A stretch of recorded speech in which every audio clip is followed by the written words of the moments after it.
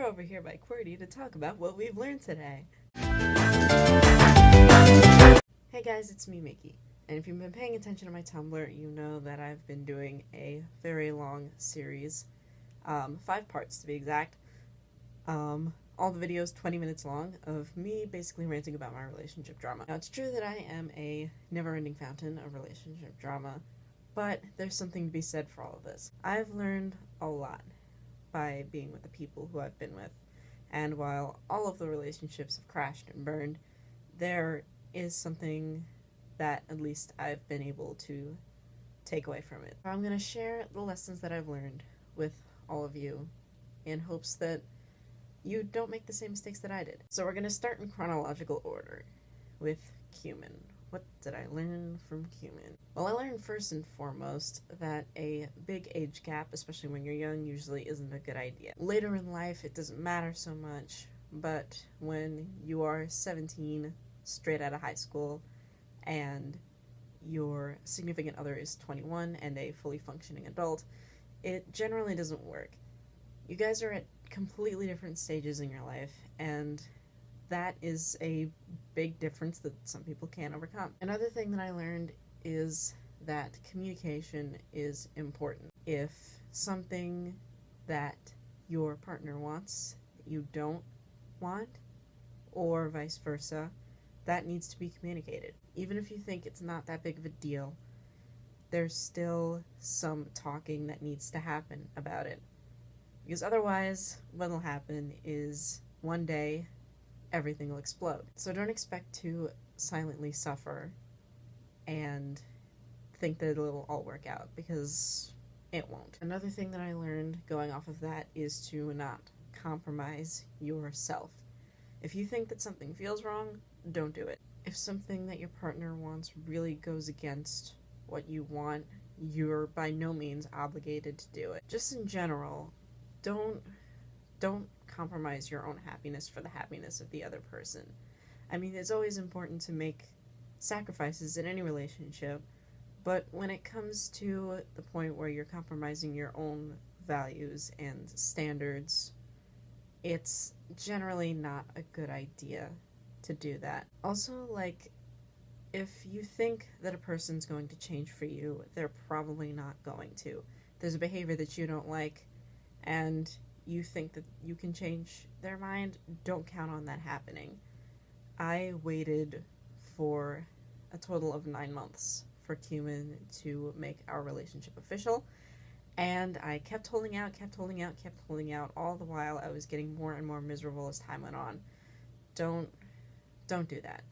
Please don't do that. So now 63. What did I learn from 63? I learned that it's very important to take care of your own mental health before you're involved in any relationship. And this is something that happens with both of us. He was struggling with mental health issues, and truth be told, I kind of was too. And while the honeymoon phase of my relationship with 63 was a wonderful distraction, everything did come back to haunt me, and probably the same thing happened to him. I know that he had been struggling for a very long time before he met me, and he seemed like he had it all together for a while, but evidently he didn't. And you can't fix your mental health issues by being in a relationship. Sometimes it's very nice, to be dating someone and they can help you grow as a person, but they can't fix you, and you can't expect to be able to fix them. You're only a human, and you can only do so much. So that's something definitely to keep in mind, especially if you're dating someone who is going through mental health issues. Just know that it's not always going to be easy, and the person will not be cured, no matter how much love and affection that you give them. What did I learn from Cabin Dude? If I had to pick one thing that I learned from Cabin Dude, it's just a reiteration of communication is important. Because we both knew that we wanted something, and neither of us made a move for it. So, yeah, the solution to that would have been just if I had, pulled him aside one day and said, hey, do you have a thing for me? And then maybe we could have worked something out, but we didn't. I guess another important thing to note is that while long distance can work, it might not always work. There definitely has to be a lot of talking and a lot of discussion about, which goes back to the communication thing. But basically it boils down to, do you guys both want it? Are you both willing to work for it? What did I learn from Carnival Girl? What I learned is that sometimes people are dumb. No, seriously, what I learned from Carnival Girl is that sometimes, even when you think things are going to work out, don't count on it, and because, nothing's guaranteed. I was so convinced that we were going to be a thing, and then we weren't, and sometimes people are shitty, and I was sulking about that for quite a while. I mean, it's okay to sulk. It's, just how we react to things sometimes, but it's not healthy to dwell on another person like that. It's also not healthy to try to fill the void caused by another person. If you're not over the person that you dated before, like not completely over them, then don't try to just have someone to have someone, Which brings me to League Guy. What I learned from League Guy is that intentions definitely need to be communicated a lot more. If I had known maybe beforehand that he just wanted to be like, hey, I just want to hook up one-time thing and, we're going to keep it casual. If I had known that from the beginning, maybe we could have, had something completely different. Or if it had been a, hey, we're going to keep it casual for now, but we're going to see, where it goes. And we did have that conversation, but it came a lot later than it should have been.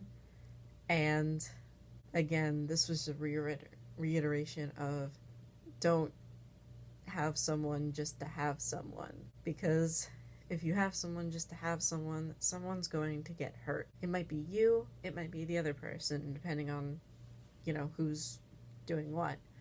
But generally it's not good to just have someone to fill the void, because then you're still going to be harping on the other person, and that's exactly what he was doing. He had me, and he was still harping on his ex, and I've been now both on the giving end and the receiving end of that between Carnival Girl and League Guy, and both times wasn't fun, didn't end well, wouldn't recommend it. So yeah, that's what I've learned from all of my relationship drama. And just in general, something that I've learned from being with all of these people is that I don't really need someone to be happy, and you shouldn't need someone to be happy. You should be happy by yourself before you're happy with someone else, because otherwise you'll have a situation where you're dependent on whoever it is for your own happiness. And people are people. Like I said before about how you can't fix someone's mental health. You can't rely on people to make you happy all the time, because we're not perfect. We're going to fail. Everyone's going to fail you at some point.